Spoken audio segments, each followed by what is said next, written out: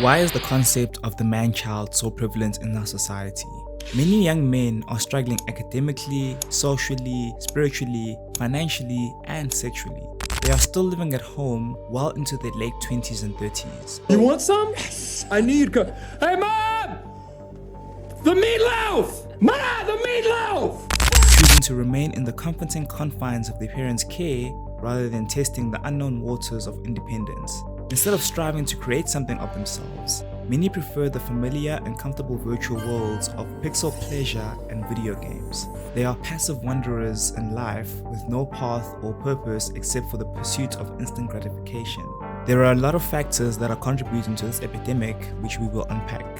From society's view on masculinity, psychological regression of the modern man, and even at a subconscious level, Hollywood's influence. All of this culminates into one outcome. They don't want to grow up. But to understand what growing up actually means, we need to talk about the elephant in the room, masculinity.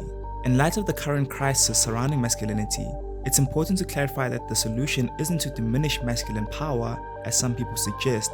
We actually need more, but we need more of the mature masculine. Not the red pill garbage that tells you to sleep with 1,000 women. We need more man psychology.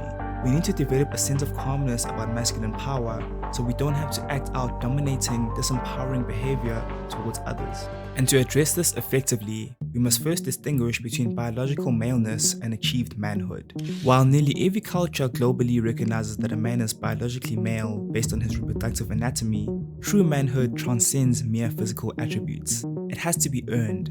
Nobody is born a man. You earn manhood provided that you are good enough and bold enough. I'm going to delve deeper into the concept of earned manhood, which is what current men in society are failing dismally at. However, I want to touch on an age-old saying which seems innocent, but further fuels this refusal to grow up. Back in the day. It's a phrase that echoes through conversations that tug at the heartstrings of nostalgia, summoning images of simpler, sunnier times.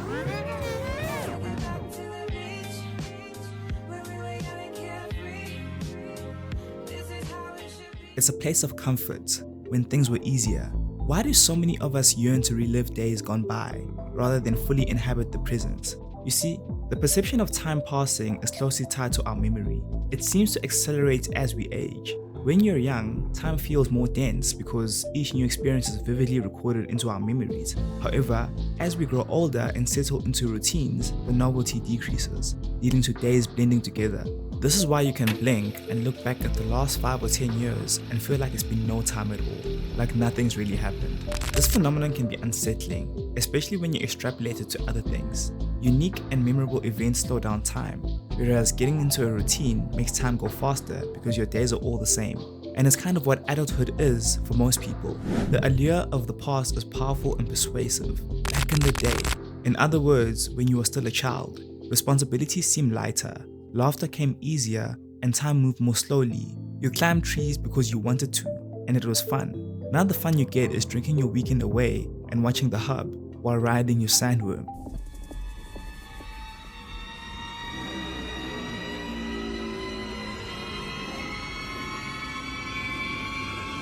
Yeah. But on a serious note though, it's not just the significant milestones that we yearn to revisit, but it's also the mundane moments infused with unexpected happiness, the sleepovers at friends' houses, or the all-weekend FIFA tournaments, the times when life felt unscripted and possibilities seemed as vast as the sky on a clear summer night. This nostalgic yearning is more than just a sentimental journey. It reflects a discomfort with the present and an uncertainty about the future. Today's world moves at a breakneck pace, with technology driving ever-accelerating change that can leave individuals feeling disconnected and overwhelmed. In such a context, the past feels like a sanctuary, one that a lot of young men do not want to vacate. Research shows that there's been a troubling trend of developmental stagnation amongst men in our generation.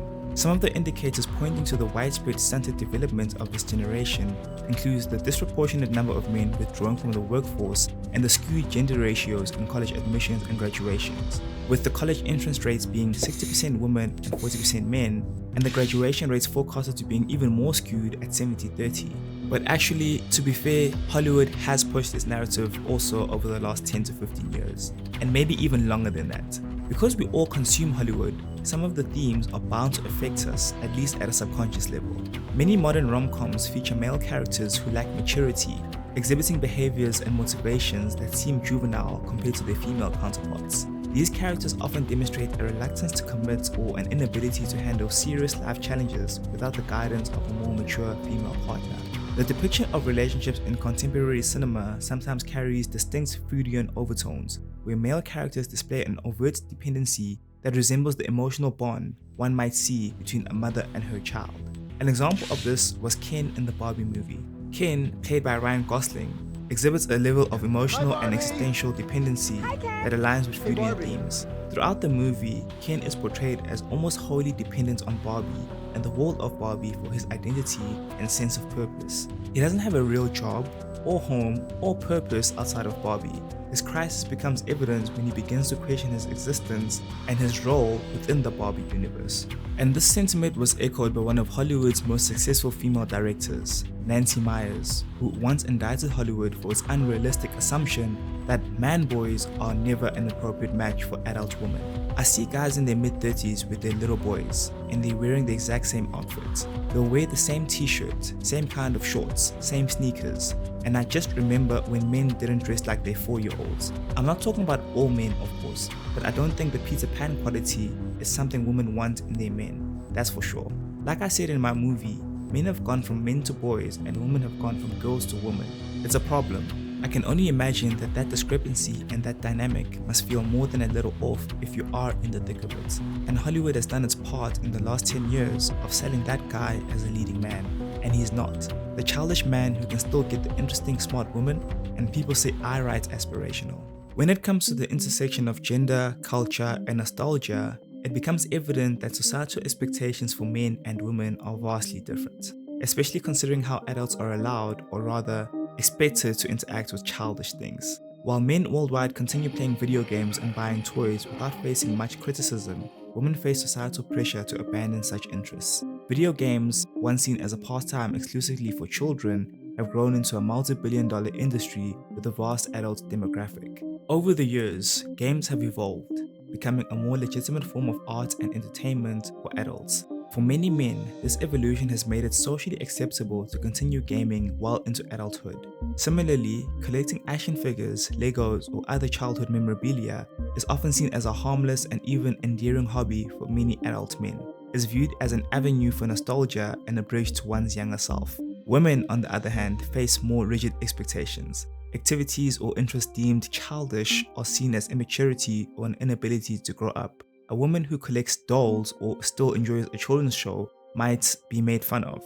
The societal narrative suggests that women should transition from playing with toys to nurturing real children, and those who don't follow this path are looked upon with skepticism. Yet, us as men can collect Legos until senior citizenship. I don't know which one is right or wrong, but it does give us insight into how society also plays a part into this Benjamin Button mentality. No consequences for not growing up. Now, earlier in the video, I said I wanted to delve deeper into the concept of psychological regression, which is the greatest threat to manhood and masculinity. To grasp why it is almost universally accepted that real men are made, not born, we need to examine the early human developmental process. Unlike many animals that are born with a significant degree of independence, human infants spend their first year in deep dependence on their mothers. The infant is psychologically enveloped by the mother. In the child's eyes, the mother symbolically represents the Great Mother. She embodies the child's entire world, offering love, security, warmth, protection, and sustenance. As the child grows past this initial year, it enters a critical developmental phase known as separation individuation, a concept identified by psychologist Margaret Mahler. As infants grow more aware of their independence from their mothers and gain increased physical mobility, they enter a crucial stage of developing autonomy and self-identity. Both boys and girls navigate the growing pains of this developmental phase, but it often presents unique difficulties for boys. Girls' earlier psychological bonds with their mothers naturally support the development of their feminine identities. In contrast, boys must disengage from this maternal connection and the associated feminine realm to forge a masculine identity as defined by their cultural norms. This disengagement is particularly challenging for boys as they strive to overcome their initial sense of unity with the mother to establish an independent, culturally masculine identity. According to this theory, girls do not face this issue as sharply because their femininity is affirmed by their ongoing symbiotic relationship with their mothers, which begins in early identification and extends into motherhood. In most cultures, a boy's development of an independent self includes the necessity to differentiate himself from his mother in both his ego identity and his social role. Therefore, the processes of separation and individuation for a boy are not only essential, but also carry additional risks and challenges. This spirit of regression can manifest itself into other complex behaviors though. For instance, Rollo May described the character Peer Gynt as embodying a 20th century male myth driven by two conflicting desires: the need to be admired by women and the need to be cared for by them. The first desire leads to machismo behavior. A braggart, he swaggers and is grandiose, but all of this apparent power is in service of pleasing the woman, the figurative queen, in order that the second desire be satisfied. These two desires are contradictory. The woman is the one who holds the final judgment, and correspondingly the power over him. No matter how much he appears to be the swaggering master over his various women, he is in reality a slave serving the queen. His self-esteem and his self-image depend upon her smile, her approval.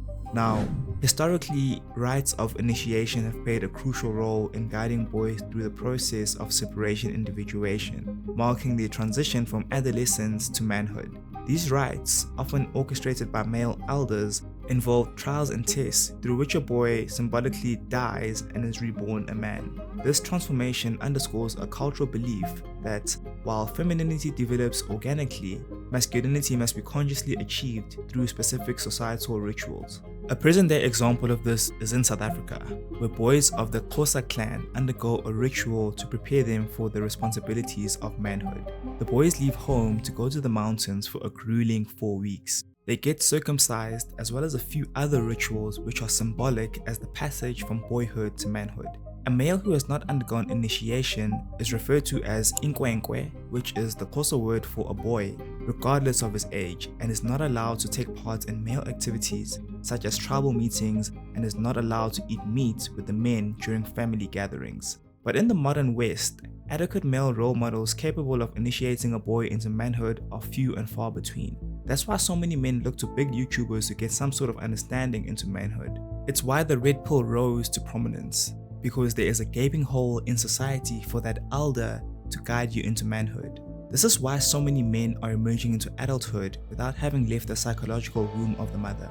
As a result of not being taught how to embrace struggle, become self-reliant, and engage in the ceaseless enterprise which cross-culturally is expected of a potent man, many men are consumed by lethargy, the desire to evade reality and escape danger by seeking solace at the mother's side. The mother's side represents their actual mothers, but also the rampant escapism that a lot of men participate in. Which is why currently, a noticeable trend amongst Gen Z and even some millennials is an intense engagement with escapism and fantasy. And you know, it's cool if you like these kind of things, but the issue comes when people make it their whole personality. A lot of young men are gripped by this escapism, whether it be anime, video games, the hub, weed, and other drugs. Usually a combination of most of these things. It's what they spend most of their time doing, and in a way, it's kind of what they live for. This is also sort of connected to rampant consumerism, which is childish. Being obsessed with fantasy is a childish trait. Physiognomic theories even suggest that today's young men appear younger and more childlike than those of previous generations, because this lack of experience and responsibility can manifest itself into your physical appearance, which is debatable, but it's an interesting concept. The rise in the number of single, isolated men lacking a sense of brotherhood or community support is alarming. Forming and maintaining both platonic and romantic relationships are fundamental aspects of maturing. These connections teach us how to provide value to others and to ourselves. Unfortunately, many young men are missing out on these growth opportunities, unable to even take the first steps towards establishing such vital relationships. This shortfall contributes not only to personal stagnation, but also to a broader societal impact, where a significant segment of the population remains disconnected and unsupported. I'd really like to hear your thoughts on the concept of not growing up, so make sure you leave a comment down below. And when you're done with that, click on the next video on screen, which I'm pretty sure you will enjoy as well. And I'll see you in the next one.